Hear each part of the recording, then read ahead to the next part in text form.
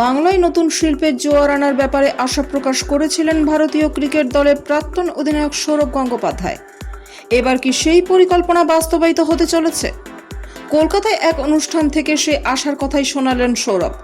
অবশেষে পশ্চিম মেদিনীপুরে তার ইস্পাত কারখানা তৈরি হবার পথে। কলকাতায় একটি অনুষ্ঠান থেকে সৌরভ জানিয়েছেন ৩-৪ মাসের মধ্যে কারখানা নির্মাণের কাজ শুরু হবার কথা রয়েছে। প্রাথমিকভাবে শালবনীতে এই কারখানা গড়ে ওঠার কথা ছিল, তবে শালবনীতে কারখানা নির্মাণের জন্য প্রয়োজনীয় জমির সংস্থান হচ্ছে না, সেই কারণে এই কারখানা গড়বেতায় হবার কথা হয়েছে। জানা যাচ্ছে গড়বেতা ৩ নম্বর ব্লকে চন্দ্রকোনা রোডে এই কারখানা নির্মাণ করা হতে পারে। এ ব্যাপারে জেলা শাসক খুরশিদ আলী কাদেরি বললেন, এখনো পর্যন্ত আনুষ্ঠানিকভাবে তাদের কাছে কোনো খবর নেই। অন্যদিকে গড়বেতা ৩ নম্বর ব্লক প্রশাসনের পক্ষ থেকে একই কথা জানানো হয়েছে। তবে প্রশাসনের এক কর্তা সাফ জানিয়েছেন, কারখানা হলে সব রকম সহযোগিতাই করা হবে। স্পেনের মাদ্রিদে বাণিজ্য সম্মেলনে গিয়েছিলেন রাজ্যের মুখ্যমন্ত্রী মমতা বন্দ্যোপাধ্যায়। মুখ্যমন্ত্রী সফর সঙ্গী ছিলেন সৌরভ গঙ্গোপাধ্যায়।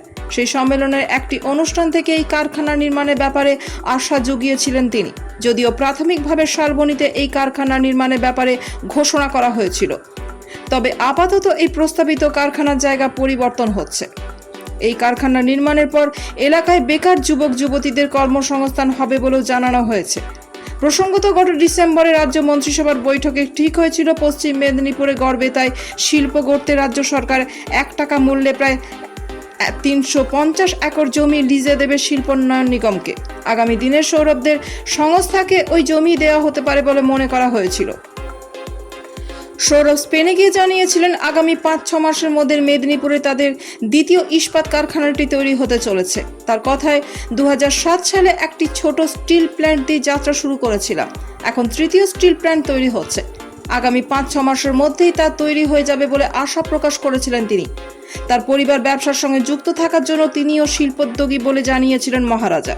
সৌরভের কারখানার খবর শুনে চন্দ্রকোনার বহু মানুষই উৎসাহিত।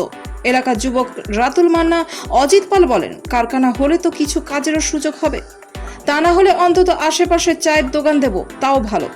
যা হবে একটু তাড়াতাড়ি হোক।